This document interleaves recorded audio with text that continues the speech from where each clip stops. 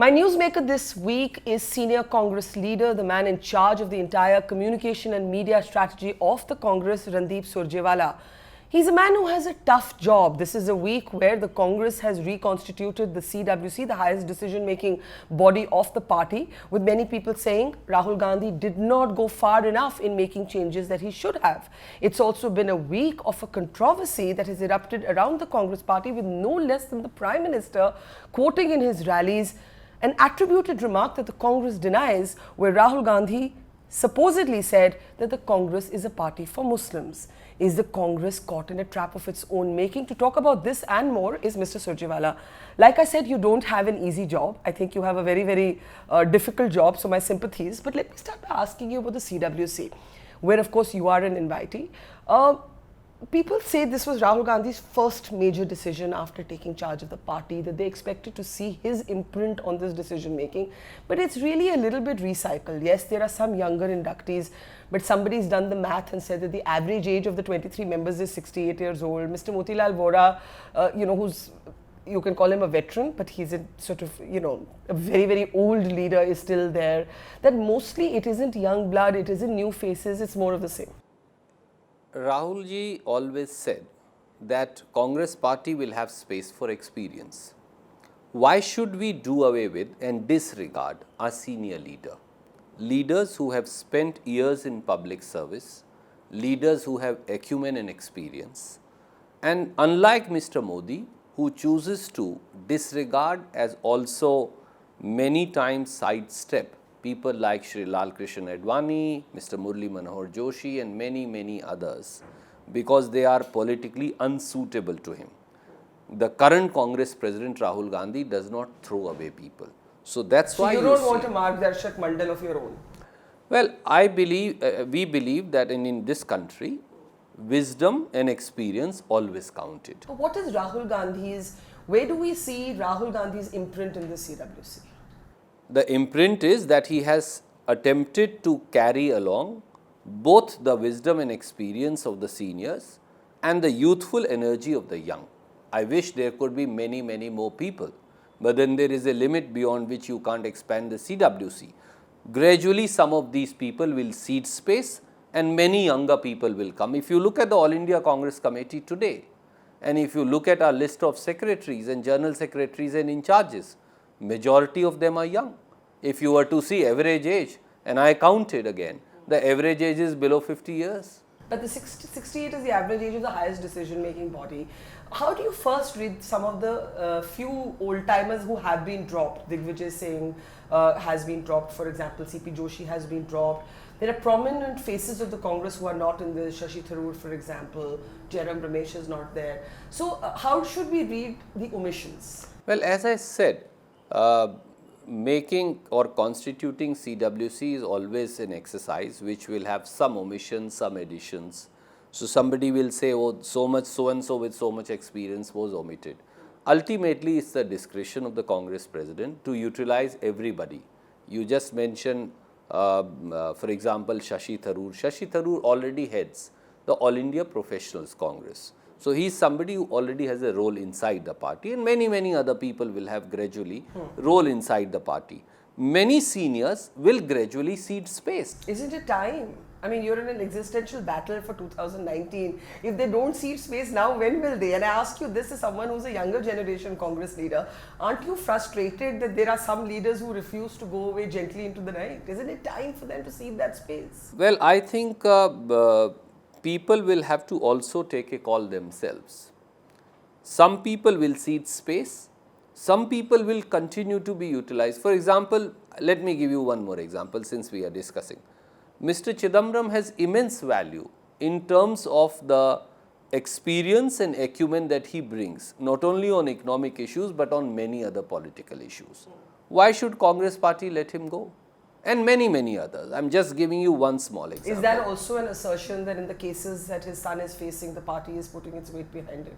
Or do you see the son's cases as separate from the father? See, there are majority of the Congress leaders are being hounded currently by Prime Minister Modi with a view to seek revenge. Should you not permit the judicial process to take its course, or should you hold them guilty and hang them by a tree. The answer is, let the judicial process take its own course. They are trying to insult and hound Mr. Chidambaram. That's a fact that's well known. Not a single allegation has even been prima facie established against him. It is a completely malicious and malafide exercise on account of a personal vendetta that Mr. Modi has with Mr. Chidambaram, and I think the world sees it for the fact that it is. Everyone who follows the Congress knows that there is a old guard, new guard clash. Perhaps it's inevitable. But for people who say this will be Rahul Gandhi's Congress and not Sonia Gandhi's Congress, what is Rahul Gandhi's Congress, which is not Sonia Gandhi's Congress? Well, Mr. Gandhi has been able to assimilate, just like his mother did, people who were of his father's times, and his father did people who were of his grandmother's time. After all, Congress is not a standalone entity. Congress is like Ganga, it continues to flow. When it flows, there will be people with some wisdom experience, and there will be elements who are absolutely young. But Ganga is a dangerous metaphor, because we can start talking about pollution in the Ganga, we can start talking about dry river beds, we can try talking about not enough flow. It's a dangerous metaphor. These are all existential battles that the Congress is fighting today. Why should we not? After all, the truth remains that people rejected us in 2014. Yes. And that's a fact that I should not be hiding away from. Congress President in the plenary session himself said that we made a series of mistakes post 2009. A lot of leaders in the Congress party were arrogant. Party could not read the pulse of the people appropriately. We did not address the allegations which ultimately have turned out to be false in a manner that people of this country wanted, which permitted Mr. Modi's agenda to grow. But now 4 years down the line, it is Mr. Modi's turn to deliver on all the promises that he did. And the fact remains that here is a failed Prime Minister, who only relies upon communal divide to now prop up a failing government.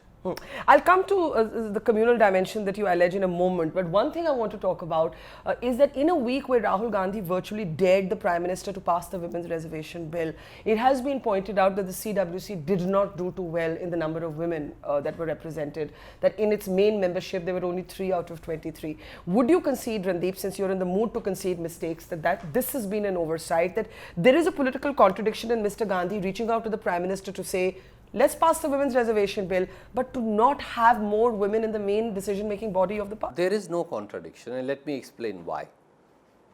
The whole purpose of the Women's Reservation Bill is not only to give voice to the women, but also to give principal leadership roles to them by way of sheer numbers. I can say I'll pick up these 5 women leaders and help them become bigger leaders, or I can say this is their rightful due. CWC currently has 4 women members. It can have 14. 3 and then an invitee, I think, if I'm not wrong. Correct. Yes. My friend in the Mahila Congress, she is the president, she is also a member. So, 4 can be 14 also. If you have more women in leadership positions, all political parties will be obliged to give them their role. That is what Congress president is saying. Either we can say straitjacket or say compartmentalize and say, oh, you didn't do so in CWC, that's why you can't claim women's reservation. I think that's an absolutely wrong way of looking at it. Let's have women in leadership roles, let's give them their due. All parties will automatically have so many women leaders that nobody will be able to ignore them. Why is Mr. Modi not agreeing to it? But don't you think this was an opportunity? There was an opportunity for Mr. Rahul Gandhi to prove his point of that letter to Mr. Modi, the Prime Minister, much more effectively, had he, for example, presented a CWC where 50% or 40% of the faces were women. Barkha, I will respectfully disagree with that. The problem is that moment we raise a larger issue or a narrative regarding a particular section, women in this case, then we start compartmentalizing. But you raise have, an issue you of have calculated caste. Dalit faces, Muslim faces, but you seem to have lagged behind. You would have done, when I say you, the party would have done all these calculations, regional representation, religious representation. So why not women? Fortunately for us, Congress president does not look at Congress working committee or the Congress party purely by way of religion or caste. You don't think there's a contradiction in writing to the Prime Minister on the Women's Reservation Bill and not having enough women? Absolutely not. None whatsoever. my simple question to you as an Indian is, should there be larger representation for women through statutory and constitutional backing in all representative Yes, bodies? but I think Now, the if start. answer But is I think the yes, start can also be made internally in parties. I I think take parties it- should lead I- by example. I take your point, but say if I have 4 women instead of 14, should that idea be junked? The answer perhaps will be no. It proves my intent as also my capacity as a political party that I am ready to walk along with Mr. Modi and pass the Women's Reservation Bill. What is Mr. Modi's answer is, he doesn't dare to answer himself. He answers through his law minister and says, let's ban triple talaq. Well, Mr. Law Minister, triple talaq has already been quashed by the Supreme Court, but the whole problem is when you have a lawless law minister, they refuse to understand it in their quest to polarize and divide.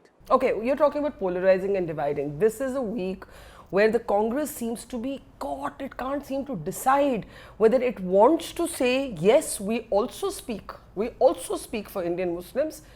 You found yourself also at the receiving end of these questions when a media report emerged that Rahul Gandhi had allegedly or reportedly said the Congress is a party for Muslims. Now, people who attended the event said all he was trying to say is we also speak for Muslims. Why is the Congress so defensive about that? Absolutely not.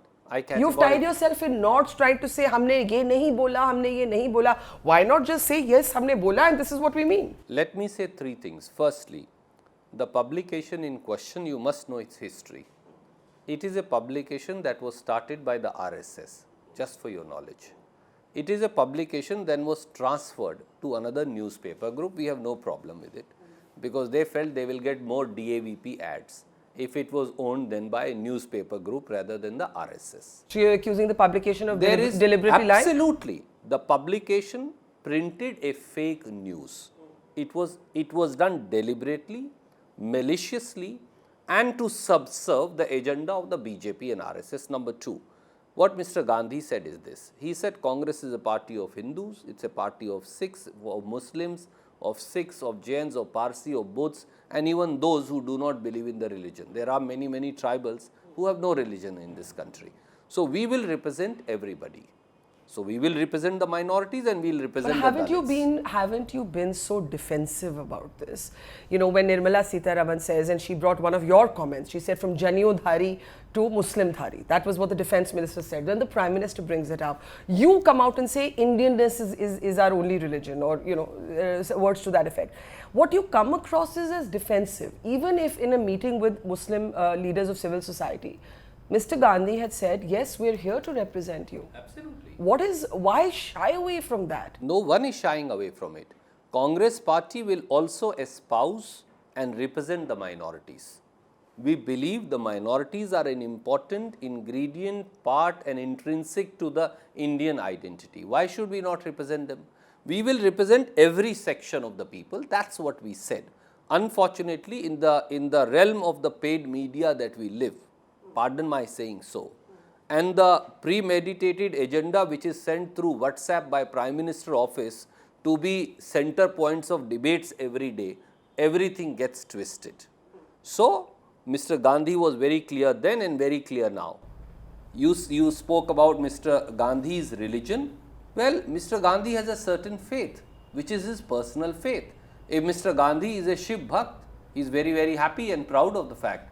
But that doesn't deter him from also protecting the rights of the minorities. That's what Congress But you know, is. when you as a senior face of the Congress described him as Janyodhari, this was before the Gujarat elections, and you spoke about his religion. A lot of progressive people said, why are you doing this? You're actually identifying not just his faith, you're identifying a sort of casteist ritual. It's associated with a particular caste. You are not exactly being liberal or progressive here. And the reason I ask you this is, my reading is the Congress is struggling with trying to be Hindu light against the BJP's Hindutva. And that's where you're stuck. To me, it seems you're stuck in being a Hindu light version of the BJP. I think it's absolutely wrong. What is Hinduism? Forget about the BJP's versions of Hindutva. What is Hinduism? Hinduism is when I'm able to practice my faith. If I'm able to practice my faith, I shouldn't be hiding it. Why? For me, a particular section of liberals feel that practicing my faith or following my rituals makes me illiberal, I think that's wholly wrong. Then you are actually doing what the BJP is doing. So you don't regret that January comment? Absolutely not. Why question my practice? Because that's a caste-related ritual. I get married in a particular fashion. Yeah. I cremate my dead in a particular fashion. You may call it a ritual, but it's also a tradition in this country which has gone back generations and decades. What's wrong with it? How does it? Why should it bother a liberal Indian that I'm practicing my faith? I'm very proud of that fact. Also, I'm very proud of the fact that my Hinduism is all encompassing and it permits me to protect your faith. Also, your right to question my faith. Also, your right to question the rituals that I follow. Yes. Also, your right to say what you are doing is not right. But it's also my right to follow what has been my tradition, and that's what beauty of this country is. But Randeep, aren't you grappling with how to tackle secularism in the age that we live in? And I ask you this because in Gujarat it seemed almost tactical that Muslim leaders were kept away from public programs. There was a big show of both in Gujarat and Karnataka of Rahul Gandhi visiting temples. I don't say at all that I say visit all temples, gurdwaras, churches, mosques, all of it. But it is a clear shift in the Congress's political strategy. There seems to be an acknowledgement that this tag of being pro-Muslim and anti-Hindu that the BJP uses against you has made you defensive with voters, and in your strategy it's caused a shift. Well, let me first say there was no concerted attempt to go to a temple to garner votes. It's absolutely wrong and incorrect, and I reject it. There was also no effort to not permit people belonging to any particular faith, including Muslims, to be not part of our agenda. So Muslims were not kept away from public platforms in Gujarat? Whether it is Hindus or Muslims, both are an intrinsic part of Congress leadership, which is apparent for everybody to see. So we are not grappling. It is only a certain section of people who feel that, oh, if Congress people follow their faith, or if Congress president goes to a mazar as also to a temple and to a mosque, then it will be read in a particular fashion in the course of election. Well, current Congress president is not scared of it. If he follows a faith, if he wants to go on a Kailash Mansarovar Yatra, if he follow Lord Shiva, then he is very open about it. And there are no two opinions on it. If somebody has a problem with it, well, we permit you to have a problem. It's not political strategy. It's not recalibrating how to communicate in an increasingly polarized country. My duty as a citizen and my duty as a party is to ensure that anybody who seeks to polarize and garner votes and spread hatred is checked. How did you see the Prime Minister's comment on Rahul Gandhi's remarks that you call fake news? Well, Mr. Modi has become a troll rather than a Prime Minister. It's very sad that a country's Prime Minister himself becomes a troll, that also in fake news. That's what Mr. Modi is currently doing. Mr. Modi is jittery. Mr. Modi is shaken from within. Mr. Modi knows that in last 50 months, he has delivered zero. There is no cost plus 50% for farmer. There are no jobs. No black money has come back. It has actually increased in the Swiss banks. Economy is in doldrums. Jobs and businesses are shutting down. And Mr. Modi doesn't know what to do with foreign policy and neighbors. So he is bringing back the only agenda and only game that he knows best. Do the Hindu-Muslim divide, abuse polarized divide, spread hatred, and consequently garner votes. Unfortunately, it's not going to happen. He has done it many times, but as they say in Hindi, kaat ki handi bar bar nahi chadti. One of the comments made by a colleague of yours, Shashi Tharoor, also caused a storm of its own while we're talking about Hindu Muslims. He said, you know, if India continues like this, it will become a Hindu Pakistan. Now, that was a metaphor that didn't go down very well in Pakistan, ironically, and of course, it didn't go down very well in India. How do you see that remark? Well, first, let's see the context. All that Mr. Shashi Tharoor was trying to say was that BJP is polarizing, and I completely reject the metaphor that he used. You reject it? Yes. I think Congress leaders need to be far more careful in the language they describe a particular situation in. Yes, Bharatiya Janata Party is polarizing.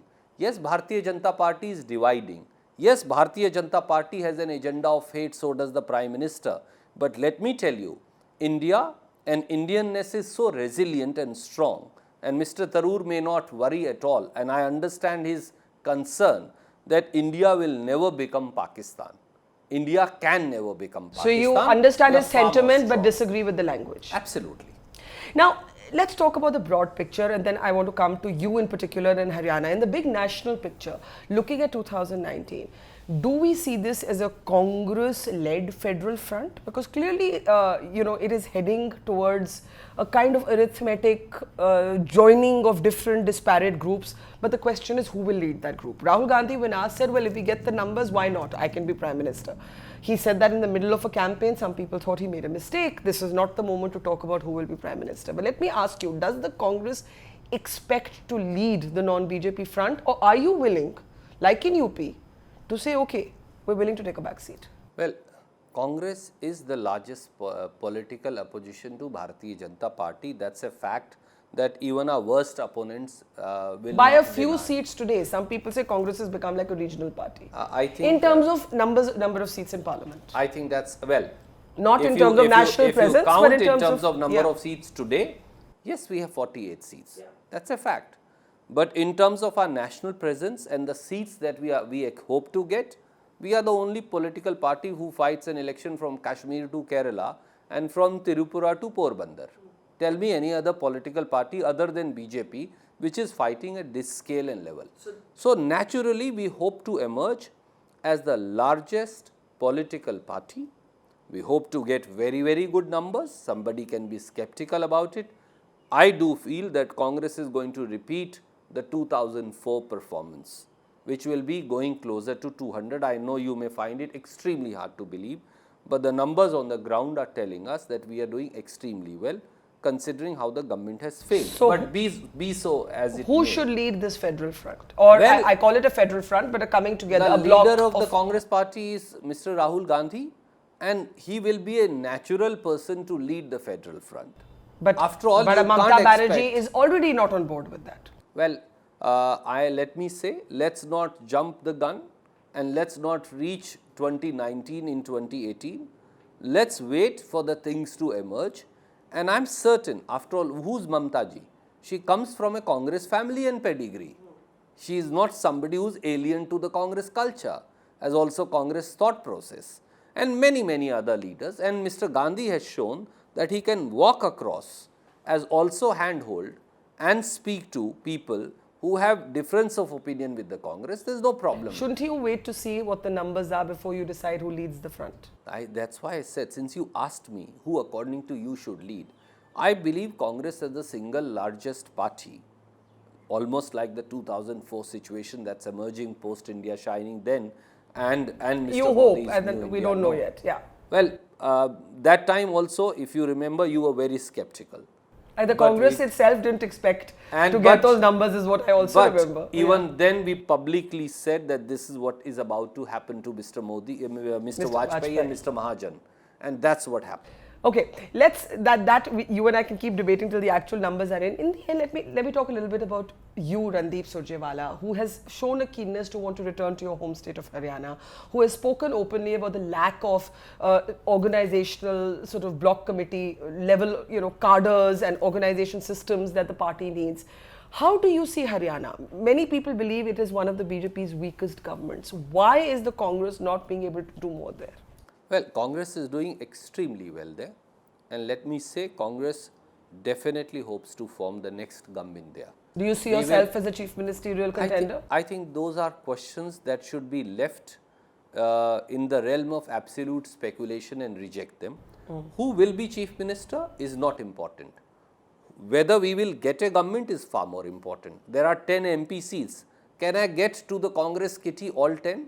Currently, I have only one. Yet you have argued that the Congress should fight alone in Haryana. Why? Absolutely. Why? There is no Why not do tie-ups as you're doing everywhere else? Because there is no other political party there. We fight the Lok Dal, Yeah. BJP is only a secondary player. Yeah. We essentially fight the Lok Dal. So somebody asked, will you tie up with Lok Dal? And I said, Mayawati was I'm- also brought up. BSP was Yes, also brought I up. said I'm not bonkers that I will tie up with Lok Dal, for they are our principal opponents. And as far as BSP is concerned, they are not a factor in Haryana. We believe that the scheduled caste in Haryana is solidly backing the Congress party. So we will not need anybody's. Would you like to go back to state politics as so many people, leaders of your generation have? I think Congress president and leadership should decide that. I think time is today ripe when every Congress leader, and let me say with some amount of introspection that I've done, needs to cede personal ambition to larger political prospects of the party. Is party important or are you bigger than the party? That's a question that every Congress leader, howsoever big, must ask today. The problem with the Congress party is when Congress leaders feel they are bigger than the Congress party. They must cede space and they must yield to the Congress party's wishes, and the Congress party will emerge stronger and everybody will have a space. Assuming power can't be your goal. Yeah. It can only be a means to an end. Well, that's an important home truth in a tough year ahead. Thank you, Randeep. Pleasure as always talking to you.